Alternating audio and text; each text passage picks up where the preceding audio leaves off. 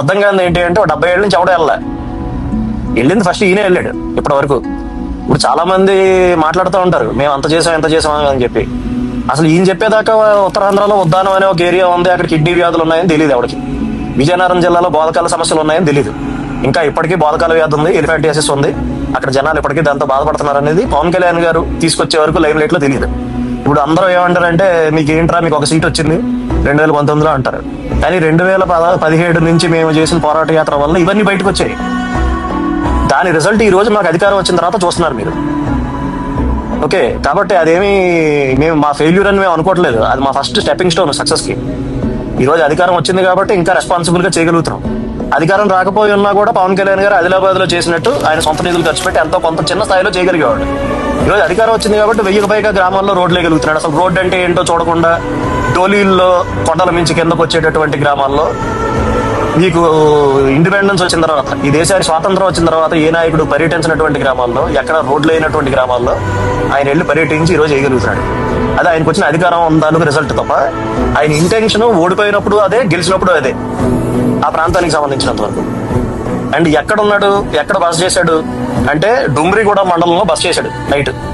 సరే ఈ డుమ్రిగూడ మండలం ఏంటి అంటే మీకు అసలు గుర్తుండుంటే 2018లో ఎమ్మెల్యే గారైన కిడారి సర్వేశ్వరరావు గారిని, తర్వాత తెలుగుదేశం పార్టీకి అక్కడ లోకల్ లీడర్ అయినటువంటి సివేరి సోము గారిని, వీళ్ళిద్దరిని కూడా మావోయిస్టులు కాల్చి చంపేశారు. అంత ప్రాబ్లమాటిక్ ఏరియాలో ఒక డిప్యూటీ చీఫ్ మినిస్టర్ ఓ రాత్రి అంతా అక్కడ ఉండిపోయి కాలినడకని నడుచుకుంటా టాపరాయి దాటి ఈ గ్రామాలకు వెళ్తున్నాడు అంటే అతనికి ప్రజాసేవ చేయాలి, ప్రజల కోసం మనం నిలబడాలి అనే ఇంటెన్షన్ గాని చిత్తశుద్ధి గాని లేకపోతే అసలు ఎందుకు వెళ్తాడు? ఇది point number 1. And okay, road చేస్తున్నాడు, ఇవన్నీ ఓకే, చాలా మంది మాట్లాడారు. కానీ ఒకటి మాత్రం ఫ్యాక్ట్ ఏంటంటే 8 ఏళ్ల పిల్లాడు ఇంట్లో ఉంటే ఆడు జస్ట్ కింద పడిపోతేనే మనకి గుండె ఆగినంత పని అవుద్ది. అలాంటిది ఇంత పెద్ద యాక్సిడెంట్ జరిగి ఆల్మోస్ట్ ఈ రోజు అతని లంగ్స్ లోకి మొత్తం స్మోక్ వెళ్ళిపోయి అతని కాళ్ళు మీద బర్న్స్ ఉంది.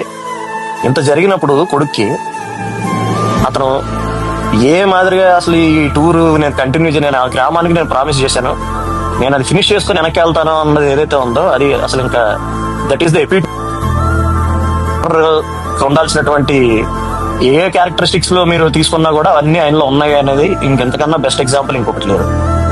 సో 100 డిసాటిస్ఫాక్షన్స్ ఉండొచ్చు మాలాంటి వాళ్ళకి పవన్ కళ్యాణ్ పార్టీ నడిపే విధానంలో ఉండొచ్చు, లేదంటే ఈ కమిటీల విషయంలో ఉండొచ్చు, 100 ఉండొచ్చు ఇష్యూస్. నిజంగా ఈ జనాలకు నేను ఏదో ఒకటి చెయ్యాలి అనేటటువంటి ఆ ఇంటెంట్ ఏదైతే ఉందో అందులో అసలు కాన్ఫ్లిక్టే లేదు. శత్రువు అయినా సరే పొగడాల్సిందే పవన్ కళ్యాణ్.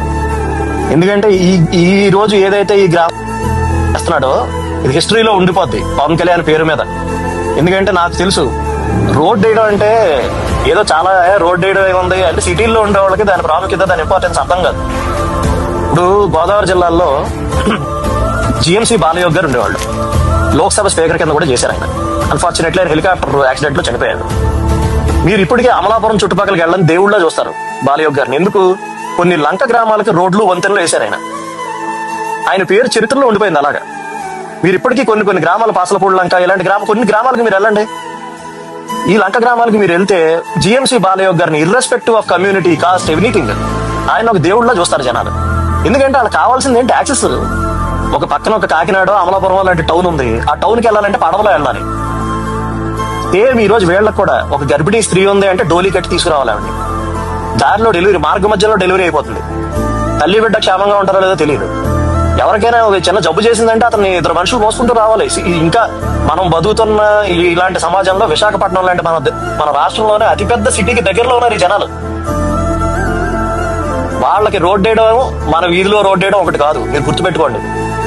వాళ్ళకి రోడ్డు వేసినందుకు చరిత్రలో మిగిలిపోతాడు, వాళ్ళ దృష్టిలో దేవుడి కింద మిగిలిపోతాడు పవన్ కళ్యాణ్.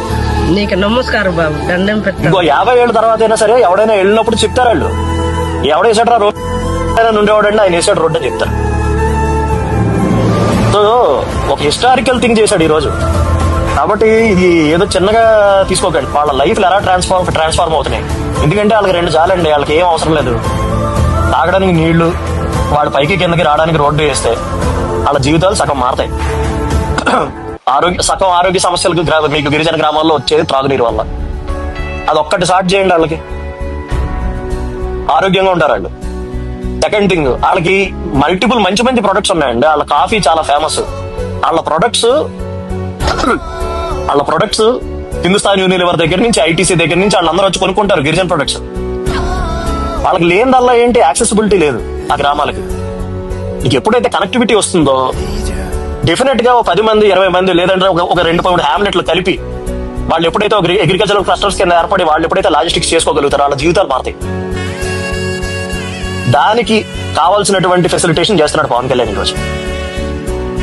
కాబట్టి ఇదేదో జస్ట్ మీ ఊళ్ళో వేసిన సిమెంట్ రోడ్డో మన వీధి చివర వేసిన తార్ రోడ్డో కాదు, ఇది వాళ్ళకి జీవితం. వాళ్ళకి అంత గొప్ప పని చేస్తున్నాడు. కాబట్టి దయచేసి వీలైనంత వరకు మీకు ఎంత చేతనైతే అంత పబ్లిసైజ్ చేయండి. ఎందుకంటే అతను ఏం చేస్తున్నాడో చూపించే మీడియా లేదు, సెలెక్టివ్ గా చూపిస్తుంది. 7 స్టూడెంట్ సెంటర్ లో ఉండాలరా అంటే 8:40 వచ్చిన పవన్ కళ్యాణ్ మీద 10 మంది తోసేస్తే అది చూపించే మీడియా ఉంది తప్ప 70 ఏళ్ళ నుంచి రోడ్లు లేని గ్రామాలకు రోడ్లు వేస్తున్నాడు పవన్ కళ్యాణ్ అని బ్యాన్ రైటర్ రాసే మీడియా లేదు. ఆయనకున్న మీడియా మీరే. కాబట్టి దయచేసి మీరే మాక్సిమం పబ్లిసైజ్ చేయండి. మీకున్నటువంటి మీ వాట్సాప్ గ్రూప్స్ అంటారా, లేదంటే ట్విట్టర్ హ్యాండిల్స్ అంటారా, ఇట్లా పోస్ట్ చేయండి. పవన్ కళ్యాణ్ ఏం చేస్తున్నాడో చెప్పండి. అతను చెయ్యింది ఏం చెప్పక్కర్లా, అతను చేసేదే చెప్పండి. ఎందుకంటే నిజంగా గొప్ప పని చేస్తున్నాడు. 5 సంవత్సరాల్లో ప్రభుత్వం 90 కోట్లు ఖర్చు పెట్టిందండి వాళ్ళ రోడ్ల మీద. ఈ రోజు పవన్ కళ్యాణ్ ఎంత శాంక్షన్ చేశాడు, ఇది చెప్పండి చాలు. మనం చెయ్యింది ఏం చెప్పుకోకర్లే, బాగా ఊదుకోకర్లే, ఫేక్ న్యూస్ లో ఫాస్ట్ ప్రాపగాండాలు చేయక్కర్లే. మనం చేసేది చెప్పుకుంటారా బాబు అంటున్నా, అంతే. Thank you గుడంబర్.